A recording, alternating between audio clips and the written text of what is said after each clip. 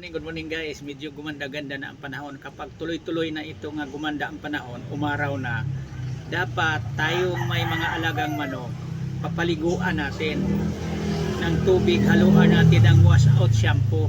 Parang hindi sila magkaroon ng hanip o koto, lisa-lisa sa kanilang mga balahibo. Kasi ngayong tag-ulan, malamig ang panahon, pag hindi natin alagaan sa pagpaligo ng tubig na may halong wash out shampoo ang ating malagang manok, magkaroon talaga ng hanip o koto kapag panahon sa taglamig, tag-ulan.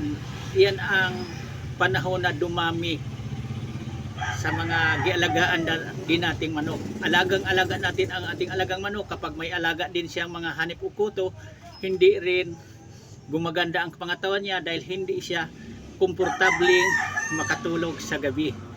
Kasi mga tikati din ang katawan niya dahil kinagat-kagat din siya ng mga alaga din niyang hanip o koto. Kailangan din talaga yan na paliguan natin ang ating mga alagang manok basta gumanda ang panahon. Kasi galing sila sa panahon na laging nababasa, malamig ang panahon.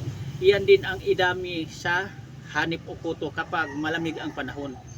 Pag panahon sa tag-init, hindi kaano yan sila dumadami dahil mainit ang panahon. Kahit saan kayo magtanong na mga kauna-unahang nagpalahi ng manok, kapag panahon sa tag-ulan, iyan ang idami din sa mga gialagaang manok natin sa kanilang mabalahibo, ang hanip o koto, kundi natin maalagaan sa pagpaligo.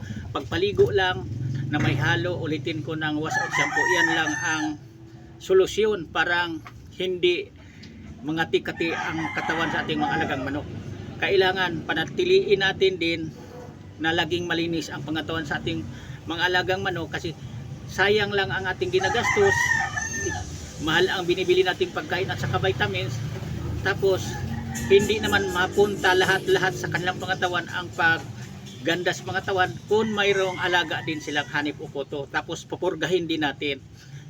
Huwag talaga natin din yan na makalimutan na magpurga din tayo. Kasi ang mga alaga din nating manok, kung may alaga din yan sila sa lamang loob na tinawag bulati, hindi rin tataba ang inyong mga alagang manok. Dahil ang mga vitamins din na binibigay nating pinapakain, pinainom sa kanya, mapunta lang din sa mga alaga niya sa lamang loob niya yung bulati.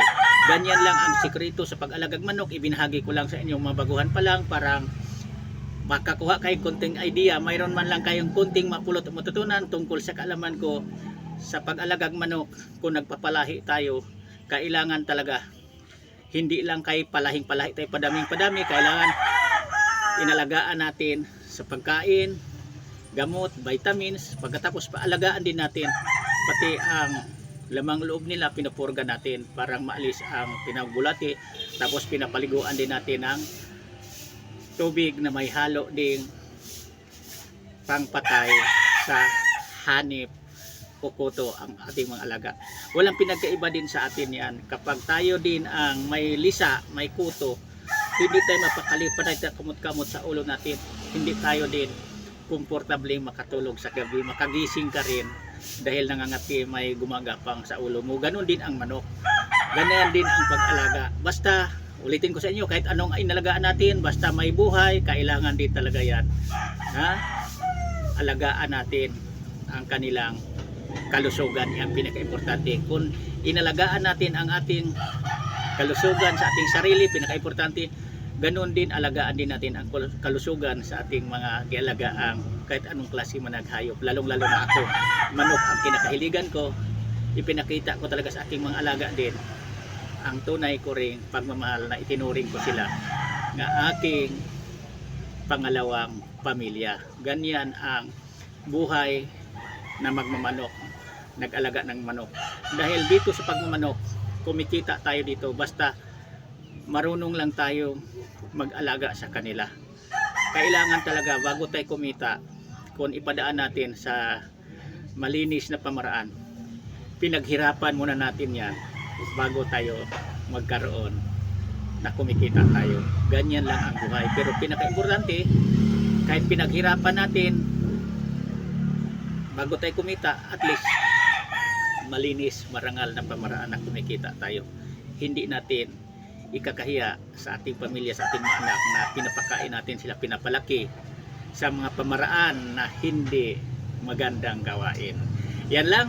Maraming salamat ulit sa pagpunod. Sana kayong mga baguhan ding nag-alagang manok, kapag ulitin ko sa inyo, ngayong pagtumuloy-tuloy na ito, ang kagandahan sa panahon, pag uminit na, umaraw na, dapat kung may time tayo, papaliguan na natin ang ating mga alagang manok para malinis ang kanilang mga pangatawan. Yan lang. Bye-bye.